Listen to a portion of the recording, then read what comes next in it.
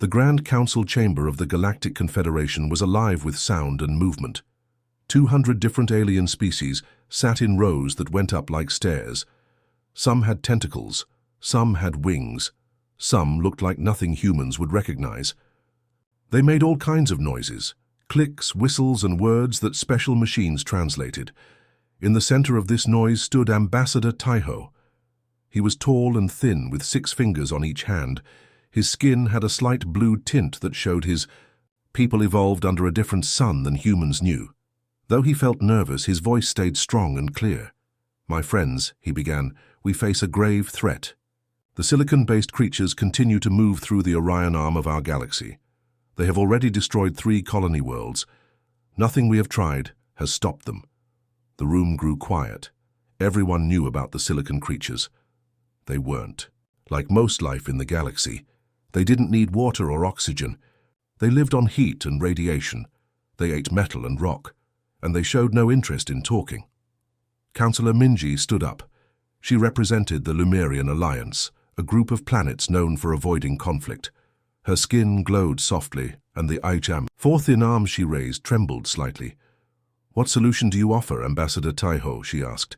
Her voice came through the translation system as soft and musical.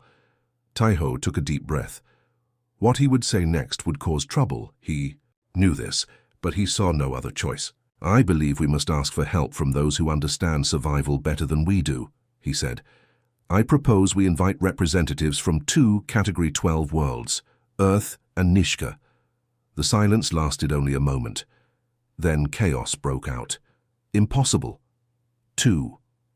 Dangerous. They'll kill us all." Category 12 worlds were places most galactic citizens only heard about in scary stories. Planets with crushing gravity, toxic atmospheres, extreme temperatures, deadly radiation, aggressive predators. Most species would die within minutes on such worlds, but not the natives. The species that evolved on Category 12 worlds had to become tough just to survive. Their bodies were built to endure conditions that would kill most aliens instantly. They had faster reactions, stronger muscles, denser bones, and immune systems that fought off diseases that would wipe out entire planets elsewhere. The Galactic Confederation called them Deathworlders, and they were feared.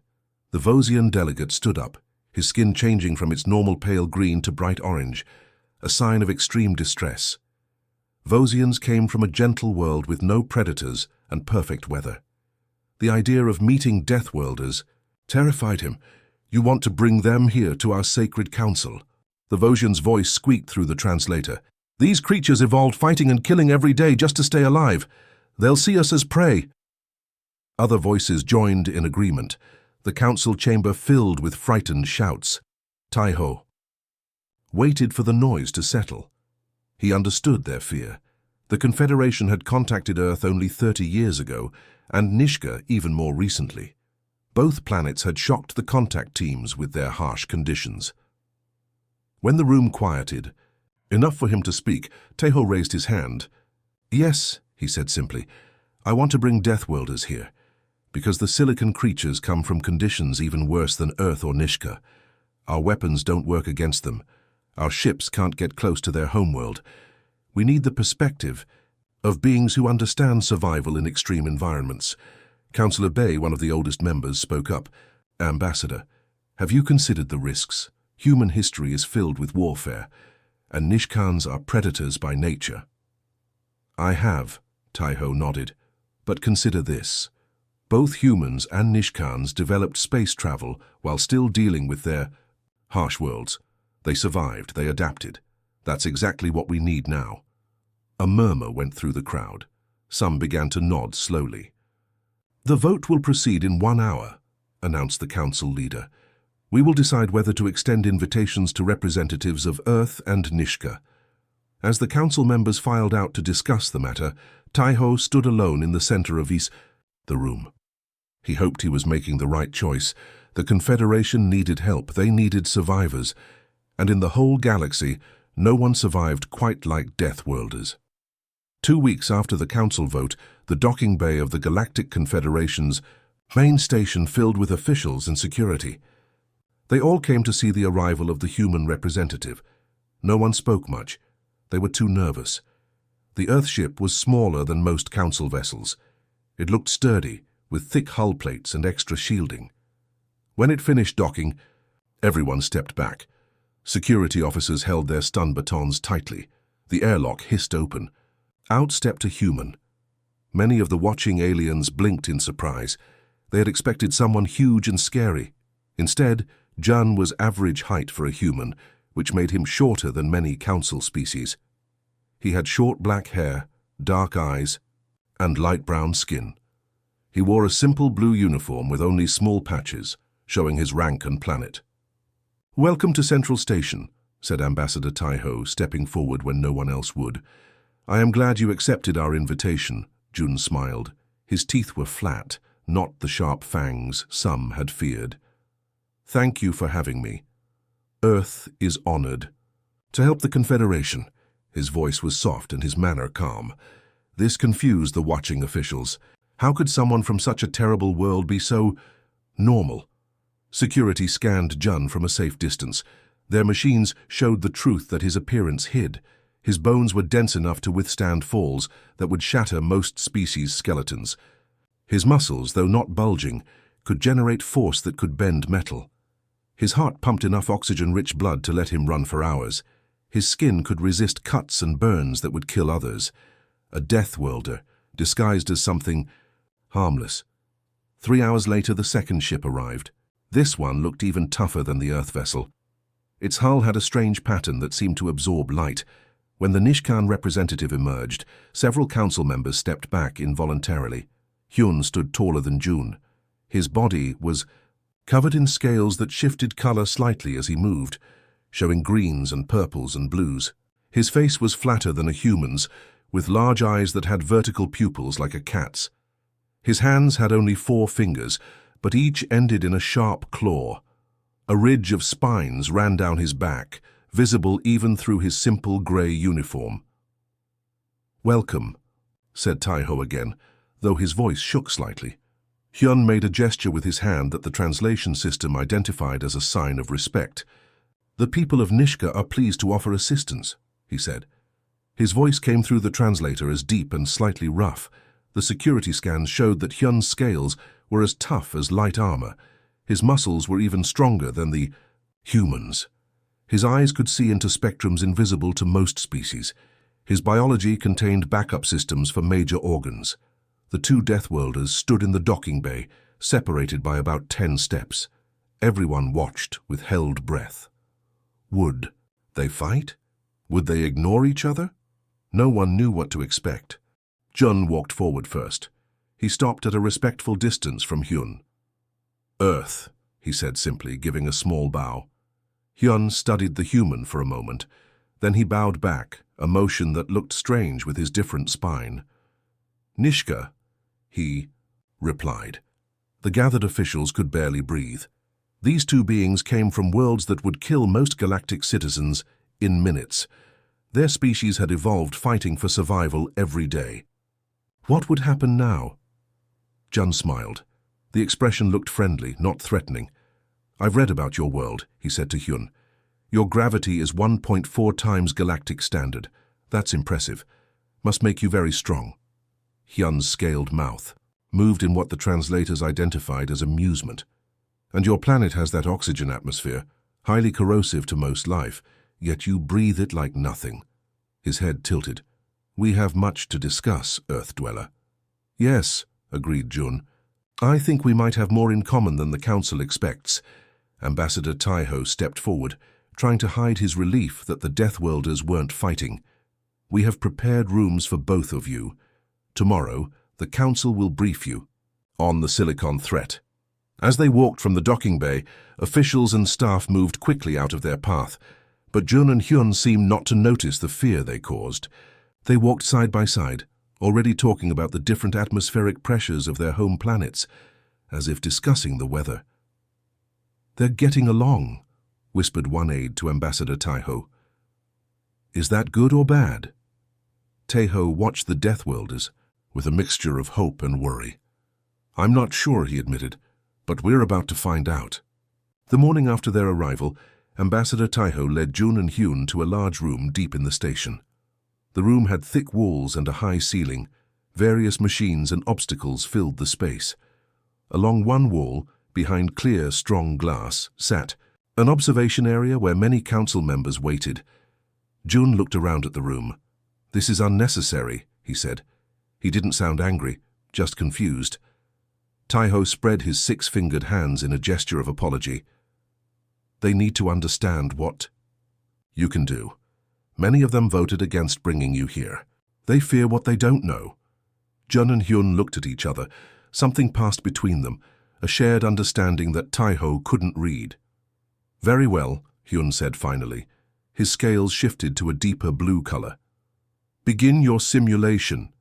Taiho nodded and walked to the observation area. He pressed a button on a control panel. "The test will have 5 parts," his voice came through speakers. "You may stop at any time." Jun removed his outer jacket. Underneath, he wore a simple black shirt that showed his arms. They were strong but not huge. Hyun also removed his outer clothes, revealing the full pattern of scales that covered his body. "First test," announced Taiho. "Temperature variation." One side of the room began to glow red-hot. The air shimmered with heat. The temperature rose quickly to levels that would cook most species alive. Without hesitation, Jun and Hyun walked into the heat zone. They stood there talking calmly to each other as the temperature reached 200 degrees. Jun began to sweat, but showed no signs of pain. Hyun's scales took on a reddish tint, but he seemed comfortable. In the observation area, the council members whispered to each other in shock. "Second test," Taiho said, his voice slightly shaky. "Cold resistance." The hot area cooled rapidly. Frost appeared on the walls. The temperature dropped below freezing, then kept dropping. Jun's breath became visible in the air. Hyun's movement slowed slightly, but neither showed distress even as the temperature fell to 50 degrees. "Interesting," said Jun to Hyun. "Your species handles cold better than mine. On Earth, we need special clothes for these temperatures. On Nishka, our northern regions get this cold for half the year," Hyun replied. The third test involved a chamber filled with gases toxic to most life forms. Jun put a small breathing mask over his nose and mouth. Hyun didn't need one. His biology could filter the poisons. By now, several council members had moved back from the glass. Some looked ill. "Fourth test," said Taiho. "Pressure resistance." Our section of floor opened, revealing a tank filled with clear liquid. The liquid was much denser than water, creating pressure similar to deep ocean conditions. Jun looked at the tank, then at Hyun. "After you," he said with a small smile. Hyun slipped into the liquid smoothly. His scaled body moved with grace in the dense fluid. Jun followed, taking a few deep breaths first. Underwater, they found a puzzle box on the bottom of the tank. The box had symbols that needed to be arranged in a specific pattern to open it. Working together, they began solving it. In the observation area, someone whispered, "How long can they stay under?" The answer came soon enough. Hyun could breathe the oxygenated liquid through special gill-like organs, but Jun had to hold his breath. And he did, for over 7 minutes while helping solve the complex puzzle. When they finally surfaced, 3 council members had left the observation area, unable to watch anymore. "Final test," Taiho announced. His voice now held clear awe.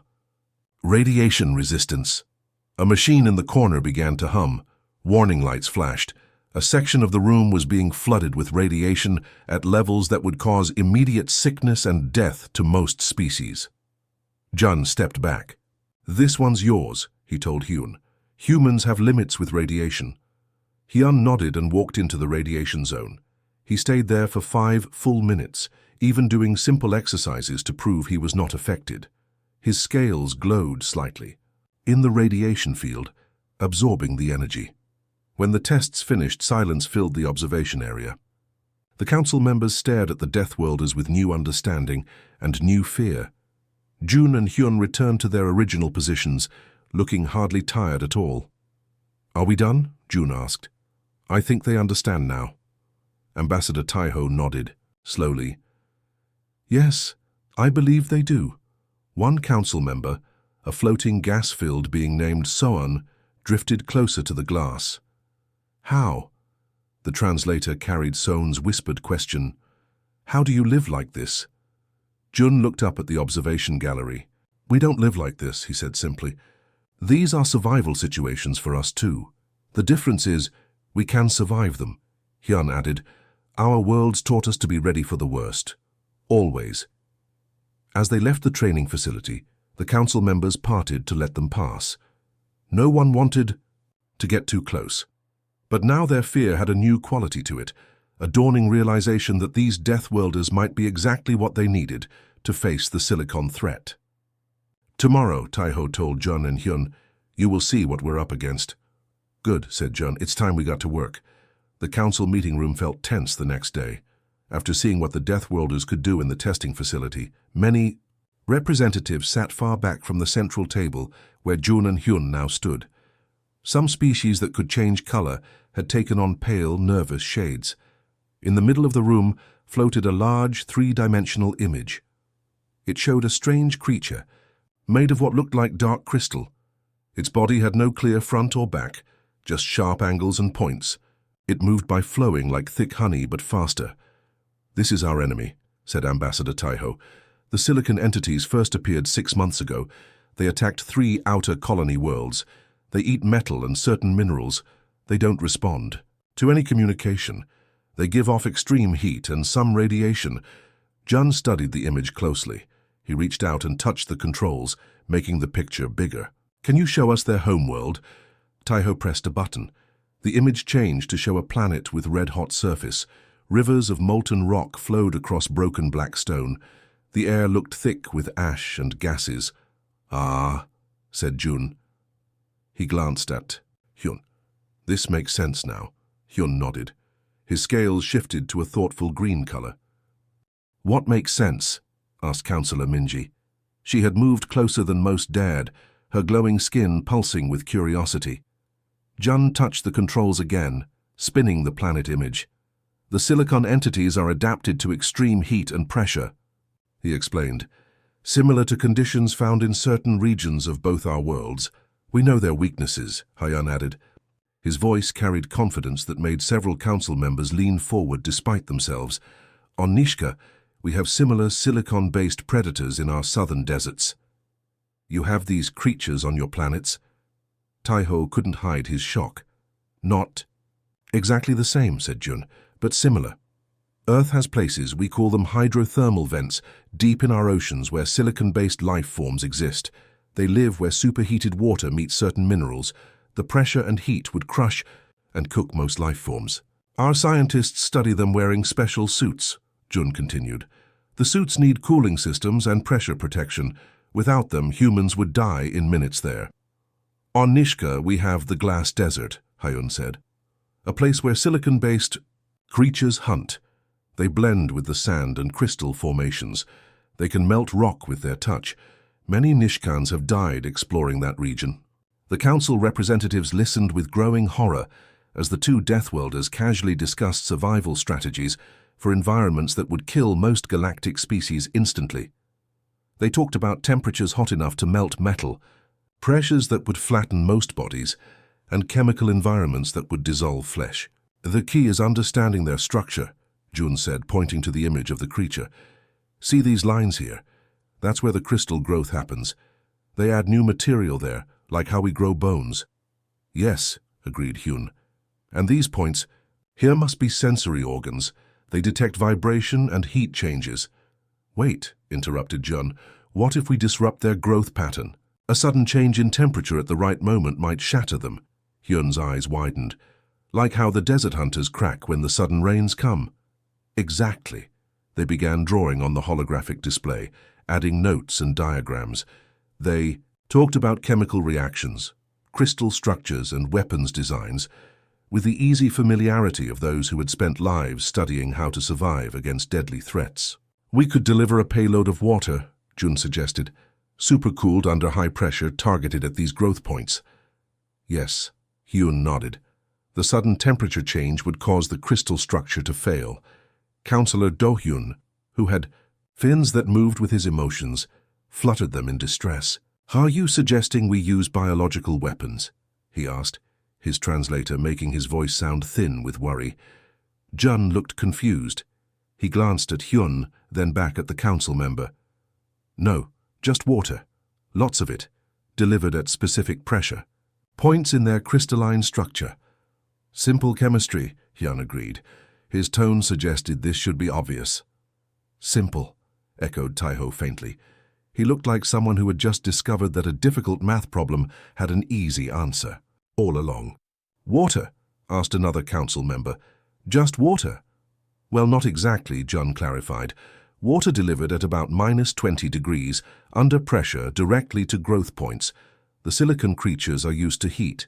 The sudden cold will make the crystal structure fail. Like throwing hot glass into cold water," Hyun added. "It breaks." The council members looked at each other. Such a simple solution had never occurred to them. Their weapons used energy beams, plasma, even gravity distortion. But water? Simple water? "Can you design this weapon?" Taiho asked, hope creeping into his voice. Jun smiled. "Already working on it." He turned to the display and began sketching designs. "We'll need to modify your ships. The delivery system must be precise." "I can help with targeting," Hyun said. Nishkan hunters learned to spot the weak points in desert crystal predators.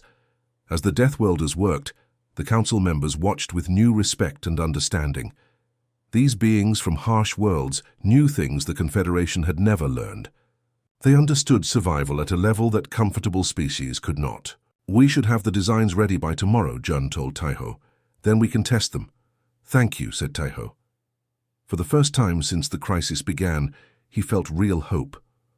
"Don't thank us yet," Hyun replied. "The hard part comes next. Fighting. Them." The next day, Jun and Hyun presented their weapon designs to the council. The plans showed special ships that could fire jets of super-cooled water at the silicon creatures. The council approved the designs quickly. Work began right away to build these new weapons, but they ran out of time. The emergency alarm started blaring through the station.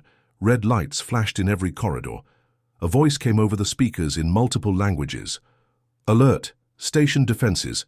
Breached in Sector 7. All non-security personnel evacuate to safe zones." In the council chamber, the meeting stopped. For a moment, no one moved. Then panic took over. Council members ran in all directions. Some hid under tables. Others raced for the exits. A few simply froze in place, their bodies not built to handle sudden danger. "The silicon entities found us," Ambassador Taiho said. His voice shook. "How? We're supposed to be hidden here." Jun and Hyun stood calmly as chaos swirled around them. They watched screens showing the attack.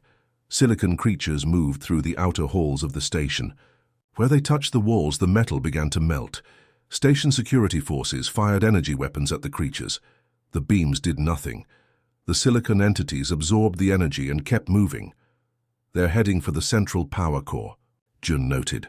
His voice stayed even while everyone around him panicked. "If they reach it, the station is lost," Hyun added. They looked at each other. No words passed between them, but they understood each other perfectly. They had both evolved on worlds where quick action meant survival. While everyone else ran away from danger, the two Deathworlders moved toward it. "Where are you going?" Taiho called after them. "To buy you time," Jun answered without looking back. They ran through empty corridors. Station staff had already fled to safety zones. The emergency systems sprayed fire suppressant from ceiling pipes, making the air misty. Jun and Hyun reached a weapons locker. Inside, they found basic security tools, stun batons, shields, and simple projectile weapons. "Not much to work with," Jun said. Hyun picked up a fire extinguisher from the wall. "Water and carbon dioxide under pressure could work." They gathered what they could carry. Then they moved toward Sector 7, where the silicon entities had broken through. When they reached the breach point, they saw why regular weapons failed. The silicon creatures didn't have organs or weak spots like carbon-based life. They moved like living crystal, flowing through spaces, absorbing energy, and melting metal on contact. "The water weapon would work perfectly here," Jun said. "Yes, But we don't have it yet, Yun replied, so we improvise. For the next 2 hours, the Deathworlders fought a running battle through the station corridors. They used fire systems to spray water at the creatures. They found a maintenance bay with liquid nitrogen for cooling systems and used it to freeze the creatures. When direct attacks didn't work, they used their knowledge of ship systems to trap the entities in sections that could be sealed off. They vented atmosphere from those sections, letting the vacuum slow the creatures down. Throughout the battle, they worked together perfectly. When Jun tired, Hyun took the lead. When toxic gases filled one corridor, Hyun's better resistance to poison let him clear the way. When precise timing was needed to trap a creature, Jun's quick human reflexes made the difference. All those watching through security cameras saw something they had never witnessed before. Beings who didn't run from danger, but faced it head-on. Beings whose bodies and minds were built to survive. 3 hours after the alarms first sounded, silence returned to the station. The attack had been stopped. The remaining silicon entities retreated back to their ships. Jun and Hyun walked slowly back to the council chamber. Their clothes were torn. Jun had burns on one arm. Hyun had a long scratch across his scales, but they were alive, and the station was safe. They found the council members gathered again. This time, no one moved away, as the Deathworlders entered. Instead, they all stared with new eyes at the beings from Category 12 worlds. "How?" began Councillor Minji, her glowing skin pulsing with emotion. She couldn't find the right words to finish her question. "Adaptability," Jun said simply. "It's what Deathworlders do." "We evolved to survive," added Hyun. "Our planet's taught us that standing still means death. Moving forward means life." Ambassador Taiho stepped forward. For the first time, he didn't hesitate to stand near the Deathworlders. "The council met while you were fighting. We voted unanimously to establish a permanent Deathworld Advisory Committee, effective immediately." The chamber filled with sounds of agreement from all species present.